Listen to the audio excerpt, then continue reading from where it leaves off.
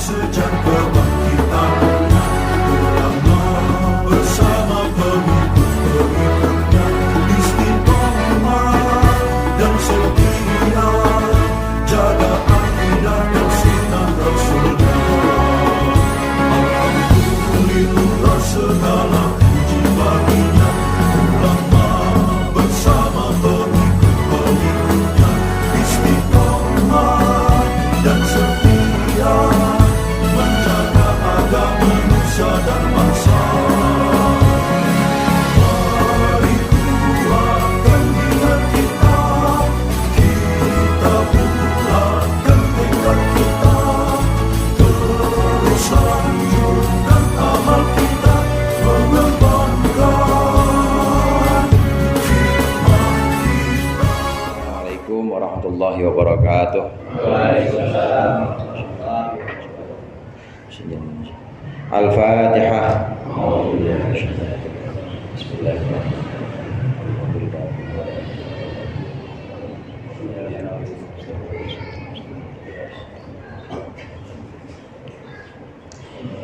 Bismillahirrahmanirrahim. Alhamdulillah muallimil tullabi wa musahhilil khairi liman yata'allam. Thumma assalatu wassalamu ala nabi wa alihi wa sahbihi ya yu'zamu ya rabbana kaffir 'anna dhunubana wa walidina wa liman huwa muslimu nad'uka Allahumma ilman nafi'an min yawmina ilal hisabi yaqumu amin amin amin wa ya fattahu amin amin amin wa ya alimu. Alhamdulillah, alhamdulillahil awwalil akhir al-batinil zahir. Allahumma salli wa sallim ala sayyidina Muhammad lit-tahiril fakhir wa ala alihi wa ashabihi dhawil ula wal mafakhir. Amma ba'd, fa inna ahsanal hadithi kitabullah wa khairul hadi hadi Muhammadin sallallahu alaihi wasallam wa syarrul umuri muhdatsatuha wa kullu muhdatsatin bid'ah wa kullu bid'atin dhalalah. Segenap jamaah Masjid Al-Ikhlas, para orang tua, para sesepuh, para hujjaj, para ustaz, hadirin sekalian yang dirahmati oleh Allah. Alhamdulillah malam hari ini kita lanjutkan kembali pengajian tafsir Jalalain. Pembahasan kita terakhir kemarin sampai pada surat Az-Zumar, tepatnya ayat ke-30, ayat ke-46. Ayat ke-46. Di antara tanda-tanda orang musyrik atau orang-orang kafir, orang-orang yang menduakan Allah, yang ingkar kepada Allah dan ingkar kepada kerasulan Nabi Muhammad SAW, itu ketika disebutkan nama Allah dia ogah, tetapi ketika disebutkan selain Allah maka hatinya bangga, ria, dan hatinya merasa pede kalau selain Allah. Tapi kalau disebutkan nama Allah, ya Allah lagi, Allah lagi. Itu tanda-tandanya. Begitu disuruh sholat, sholat lagi. Gue sholat gini-gini aja. Begitu disuruh puasa, puasa lagi. Akhirat mulu, gini-gini aja. Gue dari dulu akhirat miskin kagak hilang-hilang misalnya. Itu di antara tanda-tanda orang musyrik. Tetapi ketika disebutkan dunia misalnya, selain Allah, baik itu bentuknya berhala kasar maupun berhala halus, itu dia bangga dan merasa yakin, merasa pede bahwa selain Allah itu bisa menyelamatkan dia. Karena musyrik itu ada dua macam hadirin, ada musyrik halus, ada musyrik kasar. Musyrik kasar itu nyembah patung, nyembah berhala, nyembah benda-benda atau nyembah ornamen-ornamen, itu musyrik kasar. Nggak kelihatan, mungkin sekarang jarang udah. Tapi ada musyrik halus. Musyrik halus itu nyembah kerjaan, nyembah bos, ya, kayaknya bos doang nih yang bisa menjamin dia, nggak ada bos mati dah gua. Itu nyembah bos, nyembah atasan. Itu musyrik, namanya musyrik halus, yang kayak begitu. Atau bahkan nyembah diri sendiri, musyrik juga. Musyriknya musyrik halus. Udah dia lepas dari berhala-berhala, lepas juga dari musyrik halus yang tadi saya sebutkan, dari bos, dari manusia, dari kerjaan dia lepas, tapi dia menyembah diri sendiri. Maksudnya bagaimana? Gua doa nih yang kayak begini nih, yang bersih dari semua syirik, yang bersih dari kemusyrikan cuma gua doang. Itu sebenarnya dia lagi musyrik juga, menyebutkan Allah dengan dirinya. Ada aku di sini, ada ego, ada keakuan. Inilah yang terakhir kali harus dikeluarkan. Nah, musyrik-musyrik yang seperti ini disebutkan tanda-tandanya dalam Al-Quran. Tanda-tanda orang-orang musyrik atau orang-orang kafir disebutkan dalam Al-Quran. Oleh karenanya kalau kita baca Al-Quran, itu kita kembali lagi kepada diri kita sendiri. Pertama kali itu yang ditegur kita. Ketika disebutkan nama Allah, rasanya putus asa. Hayya 'alas shalah, hayya 'alal falah, putus asa. Sholat lagi aja misalnya begitu. Ketika disebutkan selain itu, ayo kita ini investasi misalnya ini, wow semangat banget. Ini yang kayak begini nih mirip-mirip tanda-tanda orang-orang musyrik. Kira-kira ada nggak itu di kita? Kalau itu ada di kita, nah berarti jangan-jangan itu dalam diri kita masih ada sifat-sifat orang musyrik. Jadi yang pertama kali kita tunjuk diri kita, buat koreksi atau buat introspeksi diri kita. Namanya otokritik. Jadi mengkritik diri kita sendiri sebelum kita menghakimi orang lain. Kafir ente misalnya, musyrik ente, nyembah kuburan. Nah sebelum kita bilang begitu, balik lagi ke diri kita. Sampai yang paling halus itu kalau merasa paling benar, merasa paling suci, musyrik. Cuma musyriknya yang musyrik halus, karena dia bukan menyembah benda-benda yang kasar, tapi dia menyembah hawa nafsu yang ada dalam diri dia sendiri. Orang-orang musyrik ini tandanya demikian. Dalam ayat yang sudah kita baca, surat Zumar sampai ayat 45 sampai ayat 46 yang ditutup oleh doa Rasulullah kemarin, tanda-tanda orang musyrik ini ketika disebutkan nama selain Allah, maka dia bangga, dia punya banyak harapan, dan dia benar-benar percaya diri. Tapi ketika disebutkan nama Allah, putus asa. Ini tanda orang musyrik. Lalu di ayat itu kemudian Rasulullah menutup dengan doa, Allahumma hdini lima yakhtalifun lima ikhtalafu fihi bil haq. Maksudnya, ya Allah, tunjukkan kepadaku apa yang mereka perselisihkan. Maksudnya orang-orang musyrik ini kan memperselisihkan antara Allah dan selain Allah, antara dunia dan akhirat. Dimenang mana nih sama mereka? Dan mereka lebih memenangkan dunia, lebih memenangkan selain Allah. Nah, Rasulullah berdoa, ya Allah, tunjukkan kepadaku sesungguhnya kenyataan yang sebenarnya, yang mereka menangkan itu dunia selain Allah, bahwa itu semua adalah batil, bahwa itu semua adalah kalah nanti. Ini akan terlihat nanti, terutama yang Allah pasti akan munculkan nanti di akhirat. Kelihatan itu nanti di akhirat bahwa berhala-berhala mereka nggak bisa bikin apa-apa, nggak bisa memberikan pertolongan. Kelihatan nanti itu di akhirat bahwa atasan-atasan mereka, bos-bosnya mereka, pemimpin-pemimpin mereka seperti Fir'aun, Namrud, itu nggak bisa berbuat apa-apa. Dan saling berseteru, saling bertikai sama satu sama lain nanti di akhirat. Yang mimpin bilang, bukan saya ya Allah yang bikin mereka sesat, mereka aja sendiri yang bandel. Udah diajak, tapi mereka tetap diajak sama Nabi Musa, tapi mereka tetap ikut aku, kata Fir'aun. Enggak ya Allah, saya begini gara-gara Fir'aun. Wah, berantem sendiri itu orang-orang kafir. Orang-orang musyrik tidak akan ada yang bisa menyelamatkan dia nanti di akhirat. Oleh karenanya di ayat berikut ini, di ayat 47, nanti akan disampaikan bagaimana keadaan orang-orang musyrik, orang-orang kafir ketika melihat siksaan Allah yang demikian dahsyat. Qala Allah Ta'ala wa huwa asdaqul qailin. Walau anna lilladzina zalamu ma fil ardi jami'an wa mithlahu ma'ahu laftadaw bihi min su'il 'adzabi yawmal qiyamah wa badalahum minallahi ma lam yakunu yahtasibun. Walau anna lilladzina zalamu ma fil ardi, dan jika bagi orang-orang yang zalim, maksudnya orang-orang kafir, ma fil ardi jami'a, semua yang ada di bumi ini seluruhnya milik mereka, wa mithlahu, ditambah kelipatannya, ma'ahu, bersama itu, laftadau bihi min su'il adab, maka mereka akan menebus dengan bumi dan seisinya, dan di dua kali lipatnya menebus dari su'il adabi, dari buruknya siksaan Allah yaumul kiamat, di hari kiamat.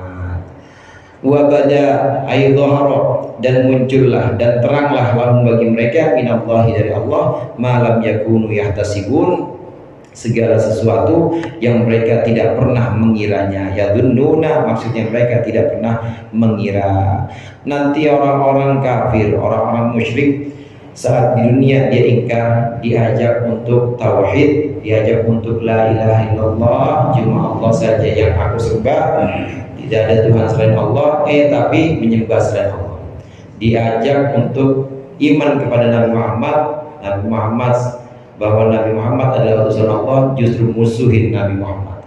Diajak untuk Islam, diajak untuk tunduk kepada ajaran yang dibawa oleh Nabi Muhammad, tapi mereka masih gaya, wah agama saya yang paling benar, mas saya masih begitu aja. Maka nanti akan melihat di akhirat, mereka akan melihat apa yang mereka lakukan, perbuatan-perbuatan yang mereka lakukan, itu keburukan-keburukannya kelihatan, ditambah juga dengan siksaan-siksaan Allah yang dahsyat. Siksaan Allah di akhirat itu berupa kesulitan-kesulitan hadirin.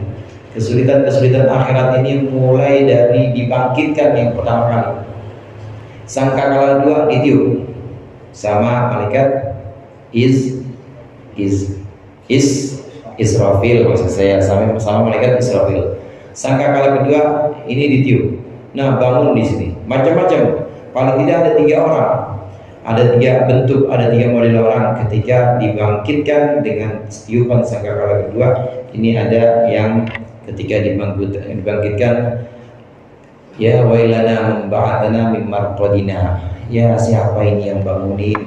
Udah ketahuan enak-enak tidur aja udah, nggak usah ada pertanggungjawaban. Yang pertama ini orang-orang yang mukanya hitam, orang-orang kafir. Kemudian ada juga orang-orang mukmin yang alhamdulillahilladzi adhaba anil hazan, segala puji bagi Allah yang sudah menghilangkan kesulitan dari aku. Ini orang-orang mukmin, ini yang mukanya bercahaya nanti. Orang-orang kafir mulai dari dibangkitkan pertama kali aja ini udah merasa takut, merasa sulit, karena kenapa harus ada yang begini, kenapa harus dibangunkan lagi, kenapa harus ada. Terus penantian demi penantian itu menunggu di padang mahsyar. Mulai dari pertama kali dibangkitkan, semuanya sesuai dengan baju ketika dia meninggal. Yang meninggalnya pakai kafan kayak orang Islam, ya bangunnya dengan pakai kafan nanti. Kemudian yang meninggalnya waktu di proyek misalnya nggak sempet dimandiin lagi, dikuburin begitu aja, nggak ketemu jasadnya, ya udah pakai baju itu, bagi proyek. Nah, tapi setelah itu nanti dibuka semua bajunya dibuka semua dalam keadaan telanjang. Nah, setelah itu baru Allah berikan pakaian sesuai dengan amalnya. Yang pertama kali Allah berikan pakaian adalah Nabi Ibrahim alaihissalam. Setelah itu baru Nabi Muhammad. Kenapa kok Nabi Ibrahim duluan, Ustaz? Karena Nabi Ibrahim ini adalah leluhur Nabi Muhammad, dan Nabi Ibrahim pernah, ini hikmahnya, Nabi Ibrahim itu pernah ketika dilemparkan ke api oleh Raja Namrud, ini pernah nggak pakai baju waktu itu, maka Allah berikan penghargaan, Allah kasih baju pertama kali. Nabi Ibrahim ini diberikan pakaian pertama kali, kemudian Nabi Muhammad, dan baru kemudian sisanya orang-orang mukmin dan orang-orang kafir sesuai dengan amalnya, sesuai dengan amal perbuatannya. Bagaimana orang-orang kafir? Orang-orang kafir itu menunggu sidang atau menunggu hari pertimbangan itu seperti 50.000 tahun. 50.000 tahun. Sekarang tahun berapa? 2024, rasanya udah lama banget ya. 2024 baru 2000. Ini 50.000 tahun nunggu 50.000 tahun dengan segala keadaan panas, kumpul-kumpulan, ya bau keringat di mana-mana. Ada juga yang saling bertikai, artinya minta ini juga, minta pertanggungjawaban atau minta di dunianya masih ada tanggungan dan lain sebagainya. 50.000 tahun orang-orang kafir menunggu. Nah, ini dahsyatnya azab, siksaan demi siksaan ini sampai terus nanti dia jalan di Shiratal Mustaqim, kemudian masuk neraka, ngelihat neraka gimana teman-temannya pada masuk. Ini orang-orang kafir 50.000 tahun mulai itu nunggu, kemudian udah capek-capek nunggu ya. Udah capek-capek nunggu sampai dalam satu hadis disebutkan saking lamanya nunggu, ini orang-orang kafir bilang, "Ya Allah, udah masukin aja saya ke neraka dah. Udah jangan pakai nunggu-nunggu biar ketahuan dah. Biar ketahuan neraka dah." Saking sulitnya nunggu waktu itu 50.000 tahun nunggu persidangan atau mizan. Bagaimana dengan orang-orang mukmin? Bagaimana orang-orang Islam yang iman kepada Allah, iman kepada Nabi Muhammad, iman kepada hari akhir? Itu seperti rakaataini, karakaataini minas shalah, seperti sholat 2 rakaat. Orang-orang mukmin ini menunggu dari dibangkitkan sampai dia ditimbang amalnya ini seperti sholat 2 rakaat. Ada yang sholat 2 rakaat 1 jam, Pak. Yang mana orangnya saya tahu? 2 rakaat doang, seperti 2 rakaat sholat. Atau kalau mukmin tapi masih ada maksiat, yaitu seperti setengah hari, mulai dari jam 6 sampai jam 12. Setengah hari maksudnya setengah siang, bukan setengah hari 24 jam dibagi 2, bukan, tapi setengah hari ya cuma sampai siang. Ini untuk orang mukmin selama masih ada keimanan pada Allah, kepada hari akhir, pada Nabi Muhammad, maka mudah jalannya. Walaupun nanti ada yang mampir juga, orang-orang mukmin ada yang mampir.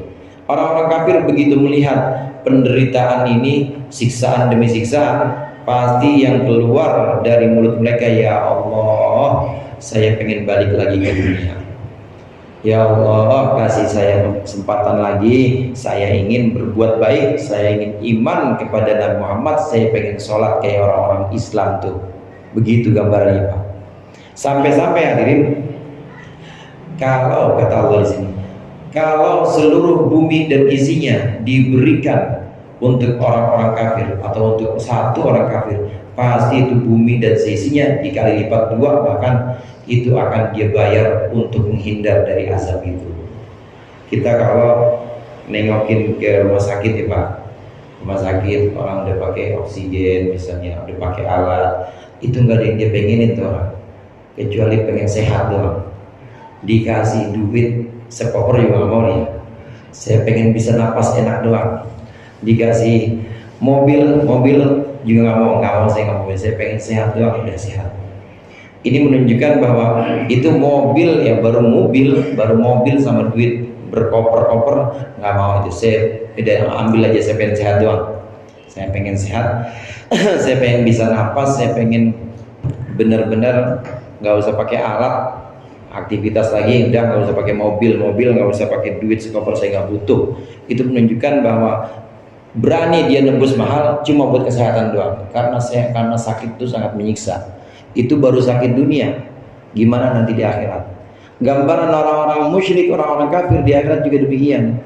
Melihat demikian beratnya penyiksaan atau siksa-siksa Allah azab, demikian beratnya yang harus dia jalani hari-hari di akhirat. Kata Allah, andai mereka punya kekayaan, bumi seisinya dikali lipat 2, bahkan tambah lagi, pasti nggak akan diambil buat nebus itu doang, buat nebus siksa supaya terhindar dari siksa. Tapi tetap tidak akan bisa mereka menebus itu semuanya. Dan ya tidak akan terjadi juga, karena kalau sudah kembali itu tidak, kalau sudah di akhirat dia akan bisa kembali lagi. Kita aja di dunia nih Pak, pengen balik lagi ke alam rahim, bisa nggak? Balik deh ke perut ibu kita. Nggak bisa, udah kalau udah sampai sini udah. Begitu juga udah sampai alam barzakh, nggak bisa balik dunia lagi. Begitu sampai mahsyar udah nggak bisa balik lagi, nggak akan bisa. Penderitaan orang-orang kafir, siksa yang mereka lihat ini membuat mereka berangan-angan, mereka berandai kalau saya punya seluruh isi bumi dan langit, maka akan saya tebus demi selamat dari siksaan yang berat ini. Wa badalahum sayyi'atu ma kasabu wa haqa bihim ma kanu bihi yastahzi'un. Wa badalahum sayyi'atu ma kasabu, dan muncullah, jelaslah bagi mereka keburukan-keburukan amal yang mereka lakukan. Wa haqa ay nazala bihim, dan bertempatlah maka nubihi yastaziyun, terhadap mereka segala sesuatu yang mereka dulu hinakan atau segala sesuatu yang mereka dulu kecilkan. Ail adzaba, maksudnya azab.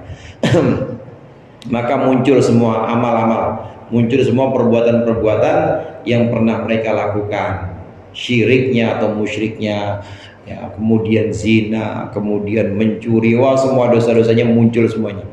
Muncul sebagai temannya dia yang ikut memberatkan orang yang diantaranya orang yang menolak zakat atau menolak sedekah wajibah. Karena sedekah itu ada dua, saudara. Ada sedekah wajibah namanya zakat, ada sedekah tatawu namanya sedekah biasa.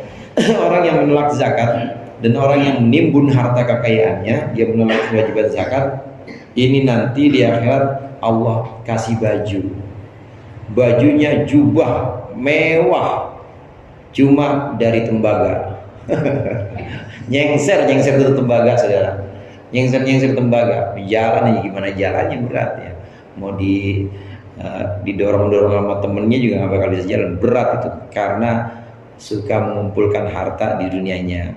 Ada yang sukanya di akhirat itu suka menyakiti tetangganya. Nanti jalan dibangkitkan, kemudian nggak punya tangan, nggak punya kaki, dia jalan. Ada juga yang jalan dengan mukanya.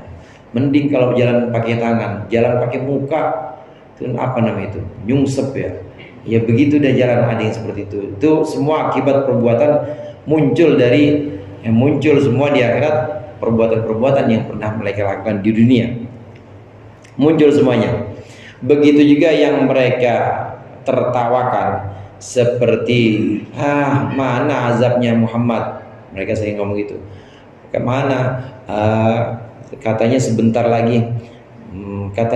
lagi Allah menurunkan azab. Mana Muhammad? Nah, yang mereka dulu sering tertawakan di sisi Muhammad, di sisi Nabi Muhammad, yang mereka dulu pernah tertawakan. Kalau ada orang ceramah, kalau ada orang ngaji ditertawain, akhirat mulu, kapan ini duitnya, kapan ngaji mulu misalnya, ditertawakan. Muncul semuanya itu muncul semuanya.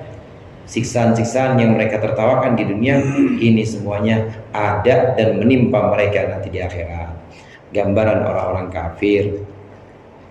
Kaitannya dengan ayat sebelumnya, bahwa di ayat sebelumnya pertemuan 2 minggu yang lalu, bahwa apa yang mereka agungkan di dunia tidak akan bisa menyelamatkan. Bahkan justru ditambahkan lagi di ayat ini, tambahkan lagi semua yang mereka perbuat, keburukan-keburukan, dosa-dosa, maksiat-maksiat, ini semuanya muncul memberatkan perjalanan mereka. Memberatkan perjalanan ketika menuju mizan atau timbangan amal. Begitu juga kelihatan neraka. Siksaan-siksaan Allah kelihatan di sana, diperlihatkan. Fa idza massal insana durrun da'ana thumma idza khawwalnahu ni'matan minna qala innama utituhu ala ilm bal hiya fitnatun walakinna aktsarahum la ya'lamun. Fa idza massal insana durrun ayil jinsa. Faida masal insana durrun, ketika menimpa seorang manusia, maksudnya manusia secara umum, jenis manusia, durrun satu madarat, satu bahaya, satu kesulitan, ketika menimpa satu kesulitan kepada seseorang, kepada manusia, da'ana, maka dia berdoa kepada kami, kata Allah. Tsumma idza khawalnahu, kemudian ketika kami berikan kepadanya, a'tainahu, kami karuniakan kepadanya nikmatan an'aman, maksudnya nikmat-nikmat, minna dari kami, Qala, maka berkata orang tadi, innama utituhu ala ilm. Akulah hanya diberikan ini semua ala ilmin, atas dasar ilmu, atas dasar pengetahuan, minallahi, dari Allah, bi anni lahu ahlun, bahwa sungguhnya aku ahli dalam hal itu. Bal hiya, tetapi itu ayil qaulatu, maksudnya ucapan tadi, fitnatun, adalah fitnah, baliyatun, maksudnya adalah ujian, yabtali bihal abda, atau yubtala bihal abda, atau yang diuji dengan fitnah tersebut siapa? Al-abdu, hamba. Walakinna aktsarahum la ya'lamun, tetapi kebanyakan manusia la ya'lamuna, tidak mengerti. Anna tahwila, bahwa sungguhnya pemberian, istidrajun wa imtihanun, adalah istidraj dan imtihan. Enggak semua orang, tapi kebanyakan. Enggak semua orang, tapi beberapa orang saja. Ada orang yang ketika lagi sulit, lagi cekak duitnya, misalnya lagi miskin-miskinnya, lagi habis-habisan semuanya, dekat banget sama Allah. Mohon sama Allah, ya Allah, angkat kemiskinan ini. Saya udah bosan banget miskin dari dulu. Ya Allah, selesaikan semua masalah-masalah saya, tagihan-tagihan semua yang mohon. Begitu Allah kasih, udah kaya nih, lupa sama Allah. Idza khawalnahu ni'matan qala innama, lupa sama Allah, bahkan bukan hanya lupa, tapi bilang saya mah bisa begini, bisa jadi kaya, ini karena Allah tahu bahwa saya emang pantas kaya. Begitu kata dia.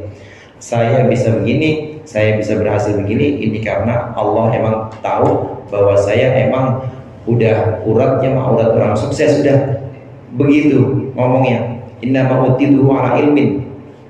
Saya dapat seperti ini, dapat karunia yang banyak, dapat keberhasilan, dapat kekayaan, semuanya ini semua karena memang pantasnya saya begini. Gak ada judulnya saya mau miskin begitu. Sombong, mulai sombong. Ini seperti Qarun, saudara.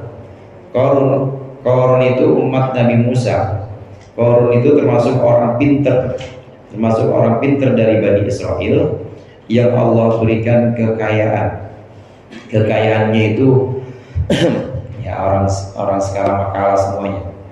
Dia punya kontrakan, punya brankas, punya gudang-gudang kekayaan. Gudang kekayaan itu kuncinya aja nggak bisa diangkat sama 10 orang. Kuncinya doang Pak, kuncinya saking banyaknya gudangnya itu, kuncinya diangkat sama 10 orang nggak keangkat. Berapa banyak itu gudangnya, berapa banyak kekayaannya. Qarun bilang, ini kata-kata Qarun memang. Qarun bilang innama utitu ala ilmin. Saya dapat kekayaan ini ya karena Allah tahu kalau saya emang pantas kaya. Begitu kata dia. Nah, suatu hari kemudian Qarun keluar dari istananya, diikuti oleh semua anak buahnya. Wah, pakaiannya paling mewah semuanya, anak buahnya ya, pembantunya ya, ini pakaiannya mewah-mewah banget. Dipakai juga kuda yang paling bagus. Keluar dari sana, nah sampai satu titik, kemudian Allah bikin itu bumi ambles semua rombongan, masuk semuanya. Kekayaan Qarun juga masuk semua ke dalam tanah. Orang-orang yang bilang, orang-orang yang dulu sempat bilang enak ya Qarun ya kayak begitu ya, pengen dah rasanya kayak Qarun, langsung tahu oh ternyata dunia itu, ternyata pemberian Allah itu kadangkala adalah ujian, kadangkala adalah fitnah. Bahasa yang disebutkan di sini adalah fitnah.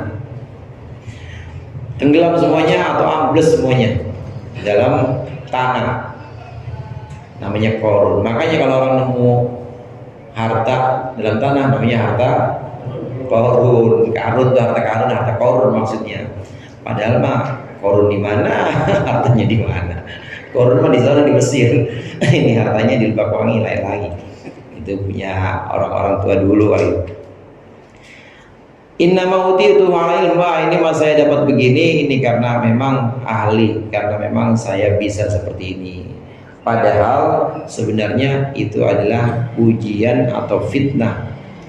Hadirin jamaah rahimakumullah, kesulitan yang Allah berikan kepada kita ini bisa jadi sebagai cobaan. atau ujian. Begitu juga ke lapangan, rizki yang banyak itu juga bisa sebagai cobaan. Kalau dikasih kesulitan, sakit, nggak sembuh-sembuh, uang, kayaknya jarang banget kumpul sama kita, teman-teman, saudara-saudara pada jauh semua, itu ujian. Betul apa betul tuh? Ujian pasti orang rasa, ya Allah gini amat diuji ya, diuji pasti. Tapi jangan salah, pemberian Allah ke lapangan itu juga ujian juga. Rasanya duit mah gampang banget, teman-teman juga pada kumpul semua, saudara juga pada ngikut semua ke sini, semuanya pada muliain. Orang juga kalau saya datang mah pada nyambut semuanya. Itu ujian juga, Pak. Ujian juga. Jadi dua-duanya ujian. Yang pertama kalau kesulitan, ujian ini dia sabar atau enggak. Kemudian yang kedua, ini ujian juga, dia syukur apa enggak. Justru yang samar dan yang harus hati-hati ini adalah ketika Allah menguji lewat kelapangan. Allah menguji lewat keluasan rizki, lewat keluasan pemberian Allah. Semuanya sehat, semuanya ikut sama dia, semuanya memuliakan dia. Justru ini ujian yang paling sulit. Ini yang paling samar istilahnya. Samar. Kalau kesulitan tidak pasti lah kesulitan. Tapi kalau yang berupa kelapangan, ini kadang-kadang bisa membuat orang terlena. Ulama-ulama sufi, bahkan di tasawuf, ulama-ulama hakikat biasanya, ini ketika Allah memberikan kelapangan, justru makin takut. Takut kenapa? Takut terlena, takut lupa dan nyaman dengan pemberian-pemberian Allah. Karena kalau sudah nyaman dengan pemberian-pemberian Allah, itu berarti sudah berpaling harusnya kepada Allah, tapi kepada pemberian Allah. Orang dekat sama Allah, orang-orang tasawuf, ketika dia diberikan kelapangan, murid-muridnya kumpul ribuan, orang asal ketemu sama dia cium tangan bolak-balik, nggak ada yang musuhin dia, nggak ada yang ngomongin buruk, uang juga ada terus semua. Kayaan yang sifatnya materi semua ada terus, diberikan seperti ini justru ngeri, justru takut. Kenapa? Karena kalau nyaman dengan pemberian Allah, bisa-bisa lupa sama Allah. Makanya mereka, orang-orang sufi ini ketika diberikan pemberian dalam jangka waktu lama, 40 hari aja, 40 hari kok enak terus, udah mulai takut. Ya Allah, kayaknya dicuekin nih sama Allah, kayaknya nggak ada cobaan, begini-begini aja, kayaknya dikasih terlena. Ya Allah, lindungi saya dari cobaan-cobaan ini, dari fitnah-fitnah dunia ini. Mulai curiga. Mereka lebih memilih bentuk ujian yang pertama, yaitu berupa kesulitan. Kalau ujiannya berupa kesulitan, ini lebih mudah. Kenapa lebih mudah? Jelas, namanya orang sulit. Itu namanya orang sulit, kebanyakan orang sulit itu sombong apa merendah biasanya. Merendah pasti. Karena dia sulit, pasti lebih banyak merendah kepada Allah. Karena dia lagi dalam keadaan susah, pasti mengadu terus sama Allah. Ini lebih mudah dibanding yang kedua, yaitu diberikan kelapangan. Kalau diberikan kelapangan, khawatir berpaling dari Allah kepada pemberian-pemberian Allah, dan juga khawatir yang disebutkan di sini, yaitu khawatir merasa bahwa itu emang kepunyaan saya, itu memang selayaknya saya mendapatkan itu, selayaknya memang saya mendapatkan pemberian-pemberian itu. Fitnah namanya ini. Satu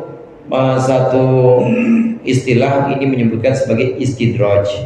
Istidraj itu Allah memberikan segala macam karunia kepada seseorang, bukan untuk memuliakan orang tersebut, tapi justru untuk menjauhkan orang itu dari dia, dari Allah. Dikasih apa aja, nggak minta yang dikasih, nggak minta sehat, dikasih sehat terus, nggak sakit-sakit.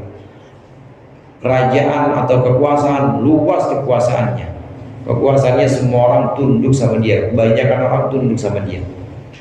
Kemudian bangunan-bangunan paling tinggi, bangunan saat itu ya ada di dia. Siapa itu? Firaun nggak pernah sakit, Pak. Nggak minta sama Allah, nggak pernah sakit, nggak pernah sakit, benar-benar sehat terus. Pengikutnya banyak, orang-orang kuat, tukang sihir tunduk semua Firaun. Lihat bangunan-bangunan kemakmuran atau dari segi pembangunan di Mesir itu udah paling tinggi peradabannya dibanding negara-negara atau wilayah-wilayah pada saat itu.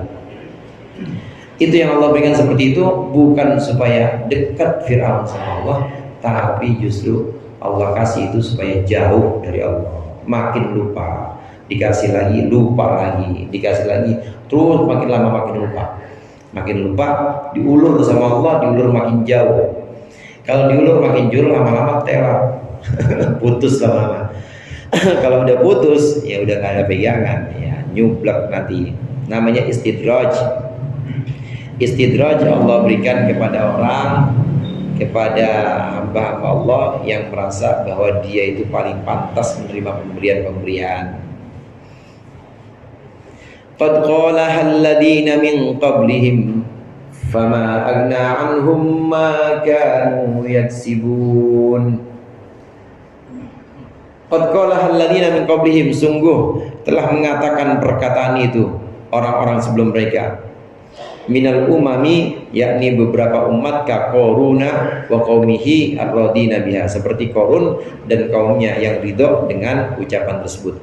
Fama agna anhum ma kanu yaksibun, maka tidaklah mencukupi apa-apa yang mereka perbuat, yang mereka kumpulkan, harta benda yang mereka agungkan, pengikut-pengikut yang mereka banggakan, kerja-kerja atau prestasi-prestasi, semua tidak akan bisa menyelamatkan dari siksa Allah.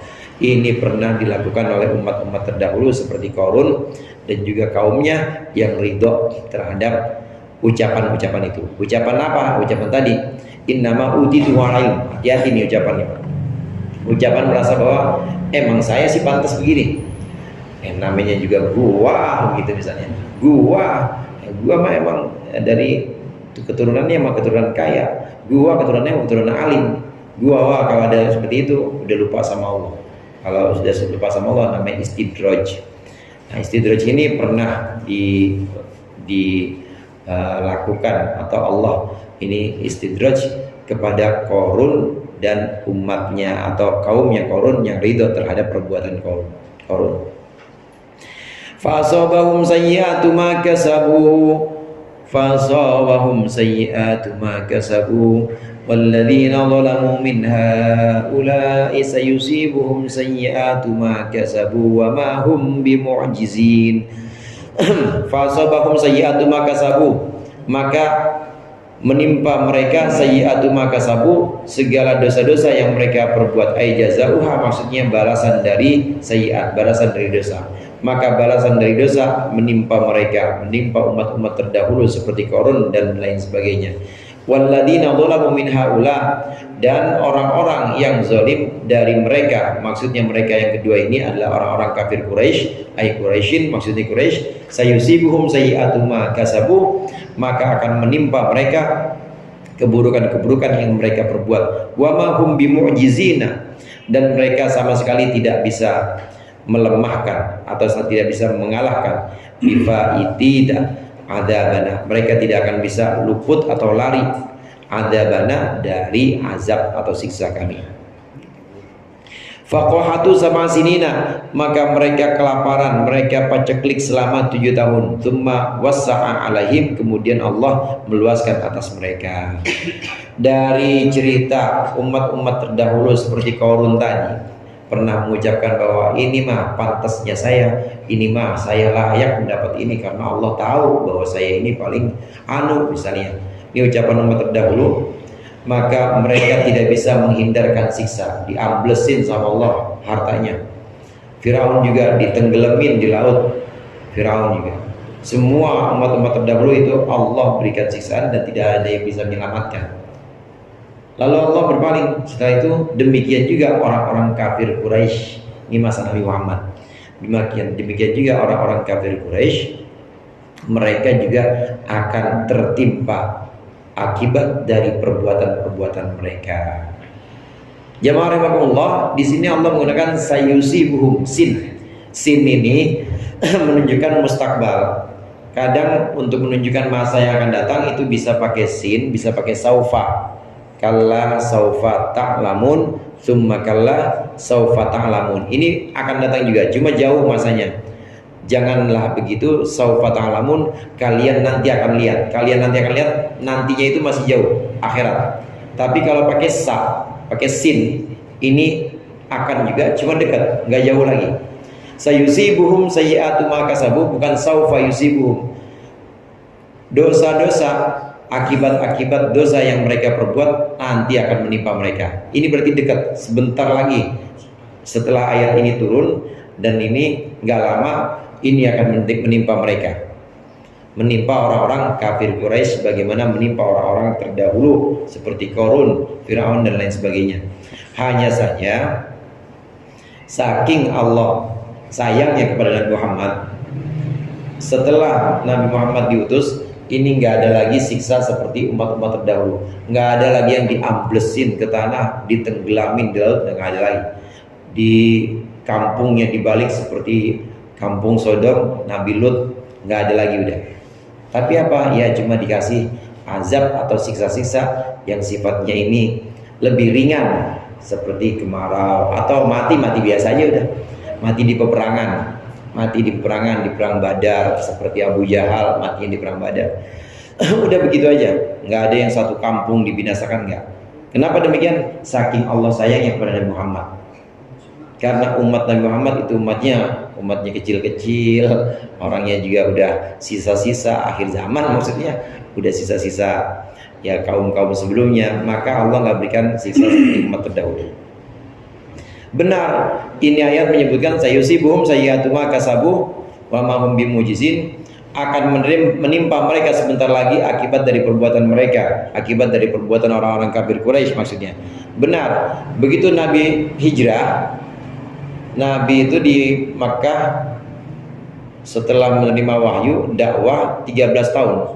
Beliau kira-kira umur 40 tahun menerima wahyu, mulai berdakwah, ngajak orang supaya tauhid, supaya menyembah hanya Allah saja. 13 tahun nggak dapat apa-apa, maksudnya sedikit sekali pengikutnya. Malah makin keras, orang-orang kafir Quraisy makin keras, diusir Nabi Muhammad. Pengikut-pengikutnya juga disiksa. Kata Allah, sayusibuhum sayyi'atu ma kasabu. Lihat nanti, sebentar lagi mereka akan tertimpa akibat perbuatan mereka. Nabi hijrah. Nabi hijrah ke Madinah. Jadi setelah 13 tahun Nabi hijrah ke Madinah.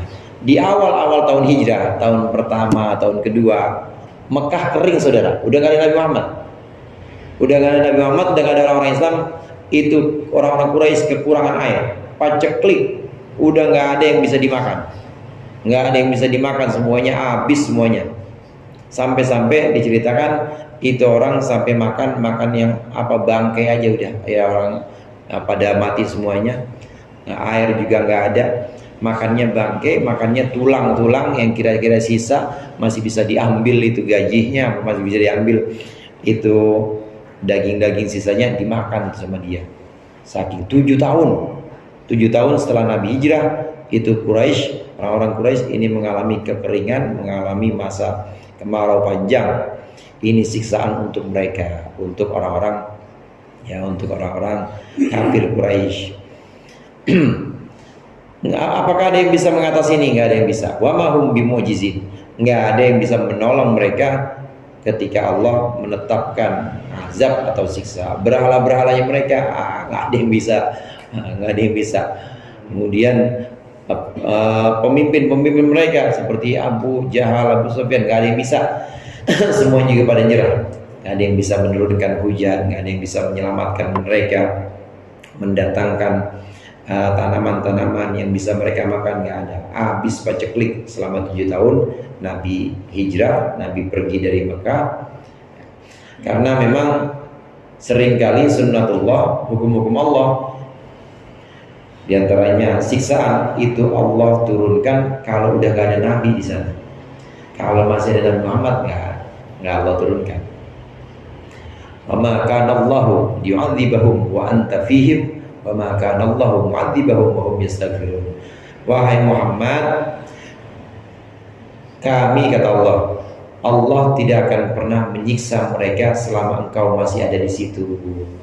Dan Allah juga tidak akan menyiksa mereka selama mereka mau bertaubat. Jadi kalau taubat ya jelas istighfar. Tapi selama di situ masih ada Nabi Muhammad, nggak bakal azab turun. Ini udah sunnatullah. Begitu juga umat-umat terdahulu, sebelum azab itu turun, pasti nabi-nabi dikabarkan. Nabi Lut dikabarkan, Lut ini nanti subuh turun. Kamu pergi sebelum subuh, pergi dulu. Begitu juga Nabi Musa bilang, nih nanti engkau dikejar-kejar, ayo pergi dari sini, pergi, dan akan ditenggelamkan Nabi Musa. Selesai nyebrang, baru itu laut ini lagi nyatu lagi, diberikan kabar selama masih ada nabinya Allah maka tidak akan turun azab di situ. Nanti begitu Nabi sudah tidak ada, contohnya seperti tadi ini, Nabi udah pindah hijrah ke Madinah, baru Allah turunkan kekeringan, kemarau, paceklik, nggak ada yang bisa dimakan, sampai banyak kematian di situ. Awalam ya'lamu annallaha yabsutur rizqa liman yasha'u wa yaqdir inna fi dzalika laayatin liqaumin yu'minun. Awalam ya'lamu wallahu a'lam bishawab. Mudah-mudahan bermanfaat. Lebih kurangnya saya mohon maaf. Wallahul muwaffiq ila aqwamit thoriq. Assalamualaikum warahmatullahi wabarakatuh. Waalaikumsalam warahmatullahi wabarakatuh.